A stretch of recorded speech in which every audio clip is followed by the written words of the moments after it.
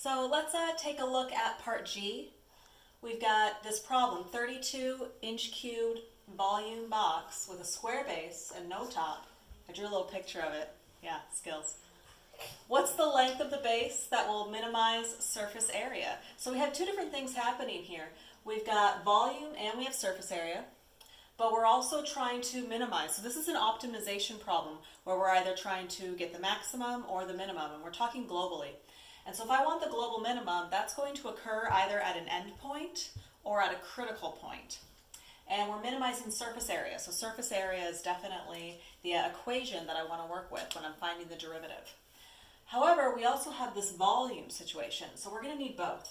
We're going to be using volume, and we're also going to be using surface area, although surface area is the thing I'm going to take the derivative of. So let's put some things happening here. Okay, it has a square base. So each side of the base is going to be x. However, we don't know if it's a cube, so the height here, I'll call that y. When I'm finding volume, that's length times width times height, so x squared times y. And then when I'm finding surface area, I'm going to add up all the faces. So the base is x times x, that's x squared. We don't have a top, so we just have that base. But then we also have 4 of these sides, and each side has x times y, x times y. So we have 4 xy. So there's our surface area. Okay. Well, I know the volume's 32, so that means that 32 is x squared y. And then I'd like this equation to be either all x's or all y's to make it easier when I take the derivative. And because we have x squared, we have 4x, just a single y happening there, I'm going to replace that y. So over here, divide by x squared. 32 divided by x squared is y. And I'm going to put that in the y spot over the surface area problem. So surface area here is x squared plus 4x times, and instead of y, I'm going to write 32 divided by x squared. Okay, so an x here and x there, one of those will divide out. So we just have a single x in the denominator. Our surface area equation is x squared plus, 32 times 4, 128, and then x divided by x, we have x in the denominator. I'm going to write that as x to the -1 in the numerator to make it easier to take the derivative.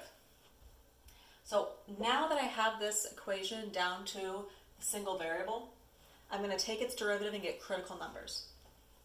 Okay, so surface area prime, the derivative of the surface area. Power rule, 2x. Okay, plus, but then, -1. So multiplying is going to be a subtraction, 128, and take 1 away from that exponent to the -2. For critical numbers, I want to know where this equals 0 or undefined. So let's do a little rewrite.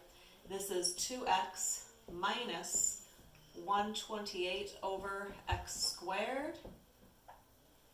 And I want to know where that's 0 or undefined. Here's the thing. It's undefined when x is 0. But if x is 0, there is no box at all, so it doesn't apply to this situation.